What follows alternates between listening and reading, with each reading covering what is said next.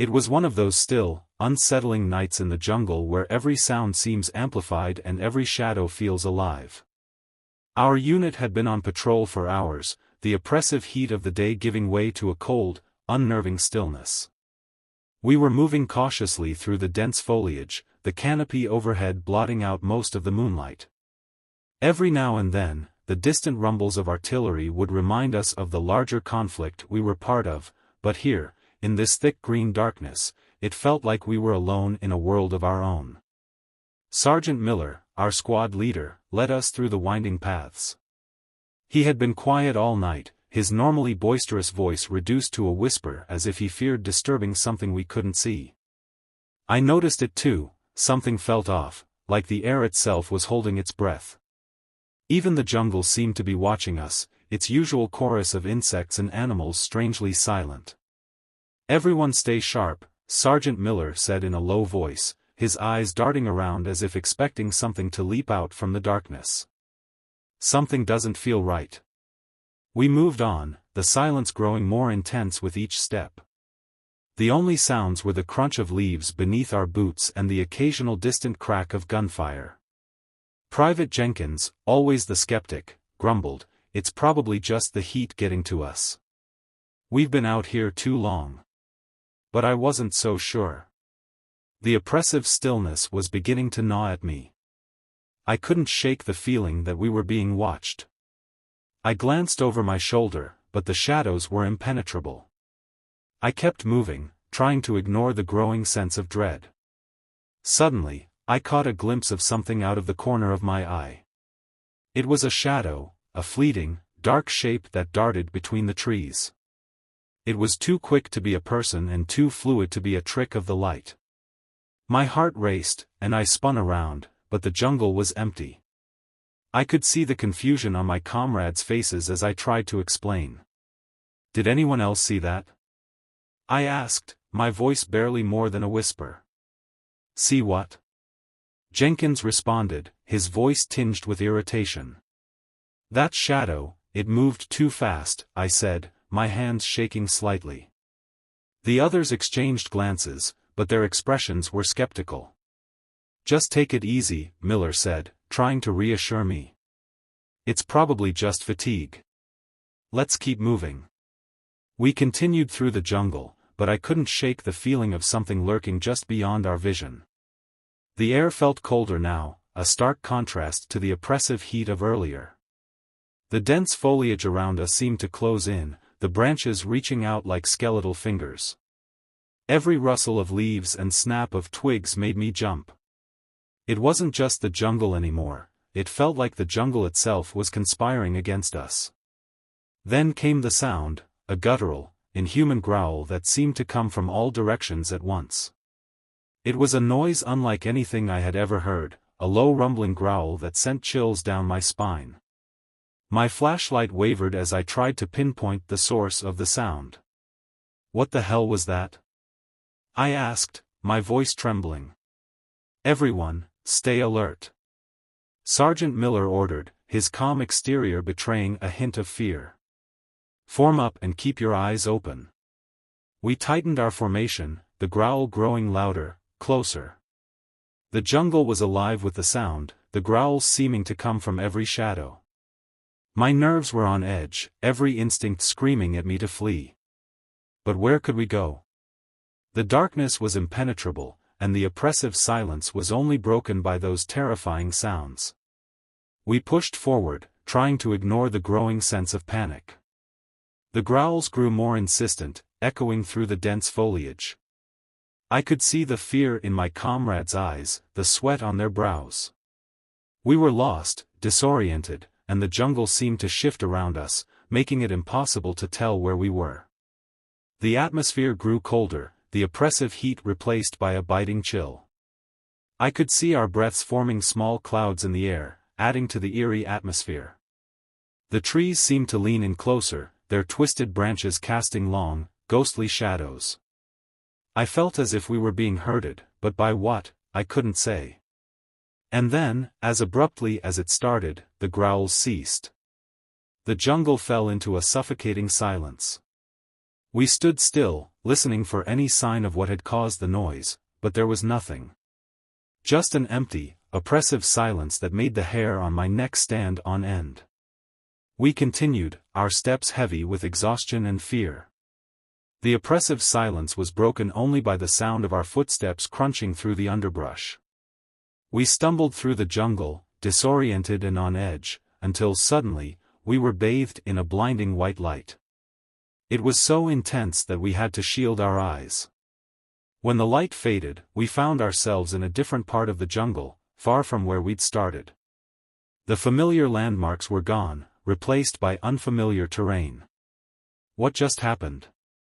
Jenkins asked, his voice quivering. I don't know, I said, trying to make sense of the situation. But we need to get out of here. Now. We made our way back to base as quickly as possible, our pace quickened by the need to escape the oppressive jungle. The journey felt endless, and the weight of what we had experienced pressed down on us. When we finally reached the base, we were met with puzzled looks from the rest of the unit. They couldn't understand why we were so shaken, why our stories of shadowy figures and inhuman growls seemed to be the ramblings of exhausted soldiers. That night, as I lay in my bunk, I couldn't escape the feeling that something had followed us back. The growls echoed in my dreams, and the oppressive darkness seemed to seep into my mind. I lay awake, the sound of the jungle's silence a constant reminder of that night. I couldn't shake the image of those shadowy figures, the feeling of being watched. The psychological toll was immense. The fear we experienced that night stayed with me long after we left the jungle. I could no longer sleep without the lights on, and even the slightest noise would send me into a panic. The jungle's silence, which had once been a background noise to our missions, now felt like a reminder of that nightmarish experience. Years later, the memory of that night remains vivid. The shadows, the growls, the oppressive silence, all of it is etched into my mind. It was a reminder that sometimes, the battlefield holds horrors that go beyond the reach of conventional warfare.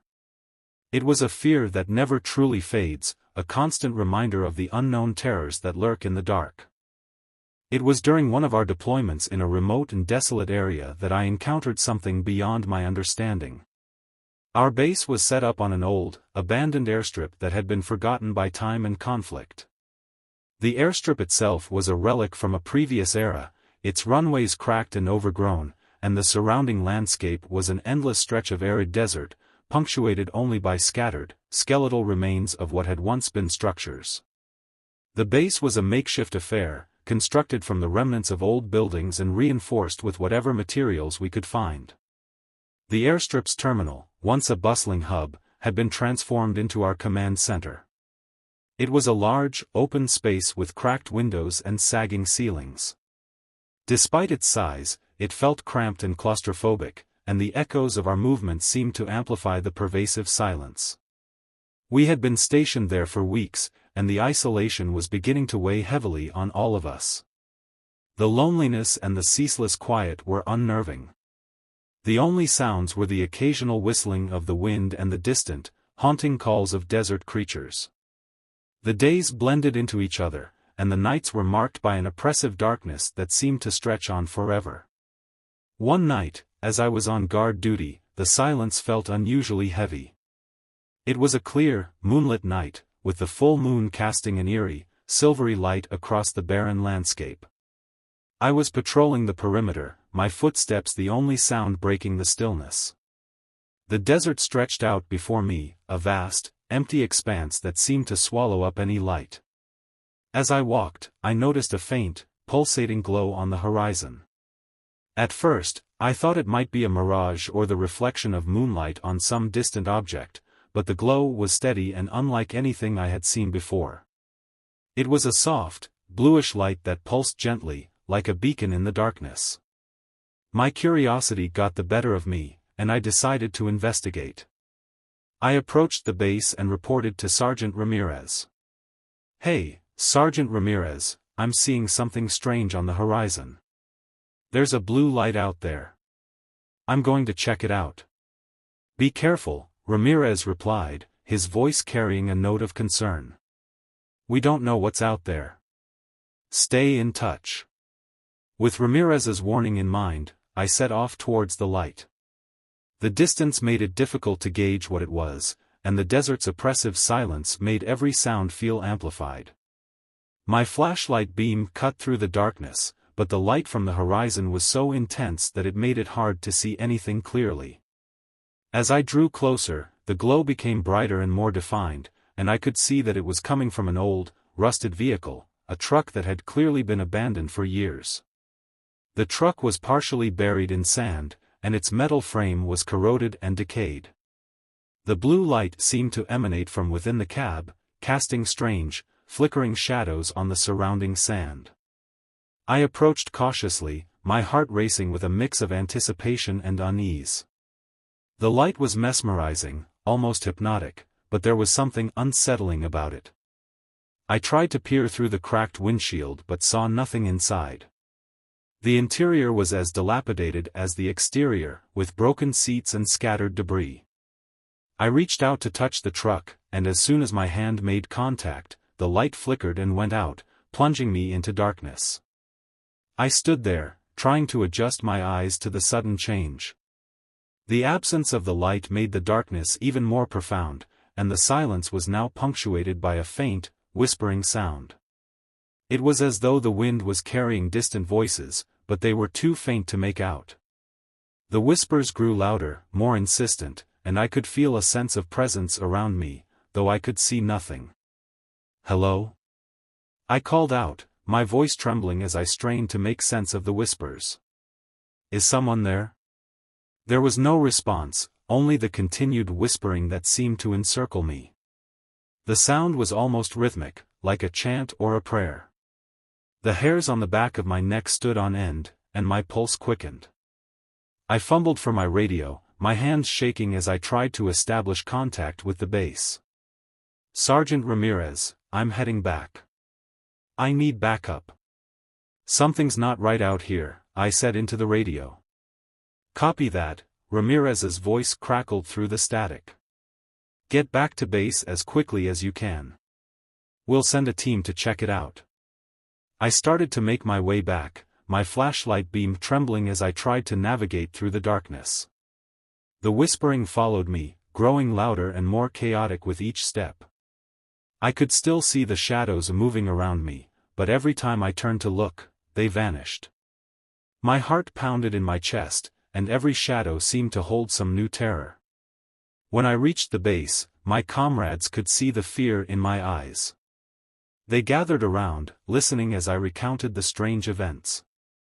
I described the light, the truck, and the unsettling whispers, but their skepticism was palpable. They were used to dealing with physical threats, not supernatural phenomena, and the idea that something otherworldly could be at play was hard for them to accept. The next day, a team was sent out to investigate the area where I had seen the light. They returned with nothing, no truck, no strange lights, and no evidence of anything out of the ordinary. The area was as desolate and empty as ever. They found no trace of the glowing truck or any signs of recent activity. The experience left a mark on me that never truly faded. The fear and confusion I felt as I faced something I couldn't understand or explain were profound. The whispering, the figure, and the inexplicable light haunted my thoughts and dreams. I found it difficult to sleep without a light on, and the shadows in my room seemed to take on new, sinister shapes. The event made me question the boundaries of reality and the limits of our understanding of the supernatural.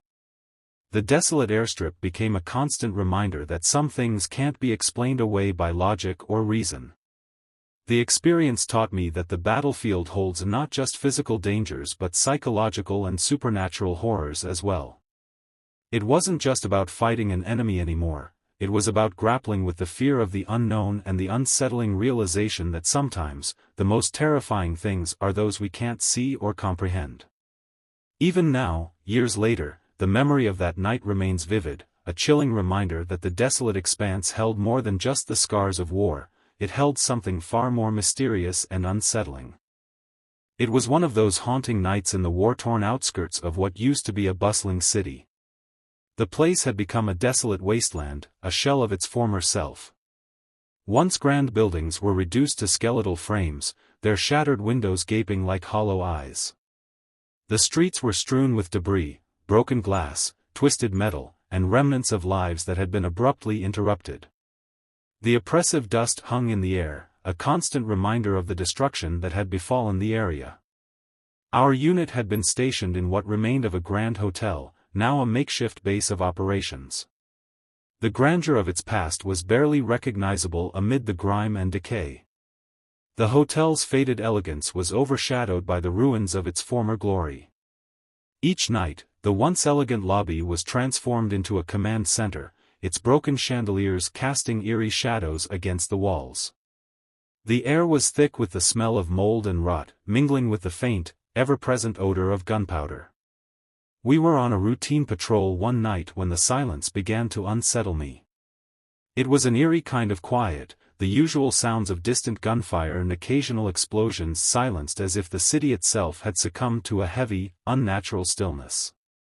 The silence was so profound that it felt like a tangible presence, pressing down on us as we moved through the crumbling remains of what had once been a lively neighborhood.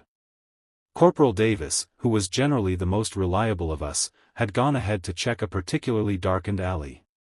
He had always been the one to spot potential trouble before it found us, but tonight, something seemed different.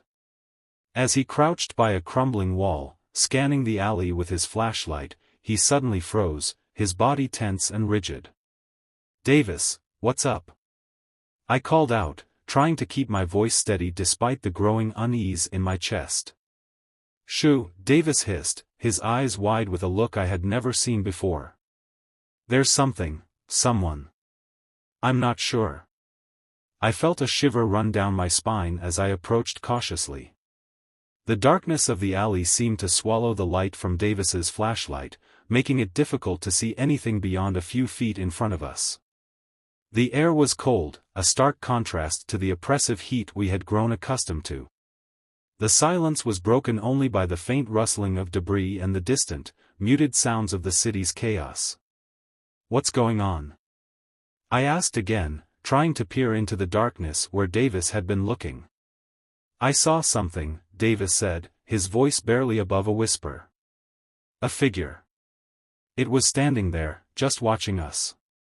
When I moved closer, it vanished."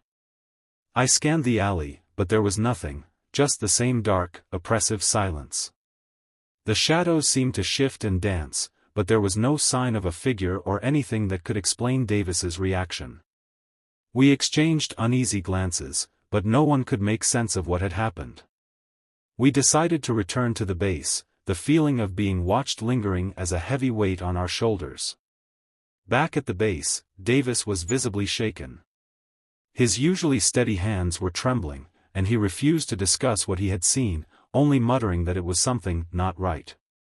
The unease spread through the unit, the night's events casting a long shadow over our usual camaraderie. The next night, the situation took a turn for the worse. We were roused by a commotion outside the base, an unsettling noise that cut through the silence of the early hours. We grabbed our gear and went outside, only to find something deeply disturbing. The perimeter was marked with a series of objects arranged in what appeared to be a ritualistic pattern. Old, torn pictures of civilians were scattered around, their faces haunting and sorrowful.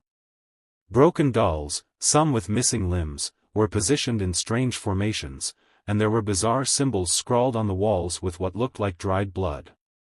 "What do you think this means?" Private Lawson asked, his face pale and his voice trembling. "I don't know," I replied, trying to keep my voice steady despite the growing fear. "But it's not good. It feels like we're being watched or stalked." The strange occurrences didn't stop there. Over the following days, more unsettling incidents took place. Equipment went missing, only to reappear in odd places, often in the middle of the night. Strange noises echoed through the empty streets, scratching sounds, distant cries, and the occasional, inexplicable thud. The sense of being watched grew stronger, a constant presence that seemed to lurk just out of sight. Even the locals, who had stayed behind amidst the chaos, avoided the area, their eyes darting nervously when they spoke about the haunted parts of the city. One night, during my guard duty, I saw something that defied explanation. I was patrolling the perimeter, my flashlight beam cutting through the darkness, when I caught sight of a figure moving among the ruins. It was a shadowy silhouette, gliding with an unnatural grace between the twisted remains of buildings. I tried to follow, but as I approached, the figure vanished into the darkness. I checked every corner, every shadow, but there was nothing, just the same oppressive silence and the unsettling feeling that we were not alone. The psychological impact of these experiences was profound. The battlefield, once just a place of physical danger, had transformed into a realm of psychological horror. The eerie silence, the inexplicable sightings, and the disturbing symbols on the walls had turned our combat zone into a place of deep, unsettling fear. We were soldiers, trained to handle the physical demands of warfare, but none of our training had prepared us for the psychological torment of not knowing what we were up against.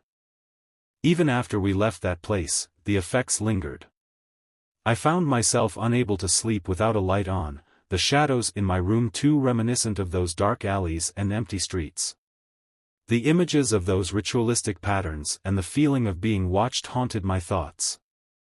The experience left an indelible mark on my psyche, a reminder that the battlefield can hold horrors that go beyond the physical and into the realm of the supernatural. It wasn't just about fighting an enemy anymore, it was about grappling with the fear of the unknown, the inexplicable, and the unsettling realization that some terrors can't be explained away by logic or reason. The silence, the shadows, and the eerie symbols had shown us that sometimes, the real enemy is not what you can see, but the fear of what you can't.